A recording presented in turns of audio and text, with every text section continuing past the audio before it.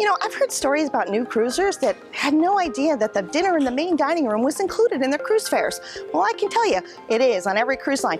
And be sure to check out your daily planner because sometimes there's special meals like Royal Caribbean's Brasserie 30 and Carnival's Sea Day Brunch. Those are really special meals, so be sure to check it out. When you're cruising with your children, please do not pass up the children's program. It is more than a babysitting service, and the children get a chance to play and be creative and interact with the staff, and it's fun. So please take advantage of the children's program. You will not be sorry that you did. One thing is that when people come on, they're often hungry. Everybody rushes to the buffet because it seems expedient, but what you'd like to do is do a teeny little research before you get on, or ask the crew as you come on what other restaurant is open. And oftentimes there are 2 or 3 other restaurants that are going to be less crowded, and head for those places.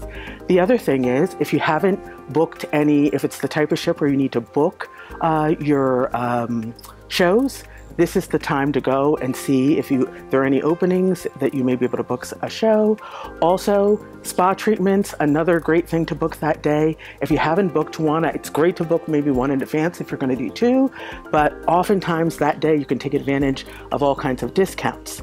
Same thing with specialty restaurants. I always like to tell folks, if you're really interested in one and they allow you to book it ahead, go ahead. But that first day, oftentimes some ships offer a little bit of discount, or they'll throw in a wine or some incentive for you to actually eat in the specialty restaurant that first night, because most people haven't really thought about that and they end up going to the buffet or the regular restaurant, and that's fine too. But if you have your eye on a specialty one, this may be your time to actually get in there.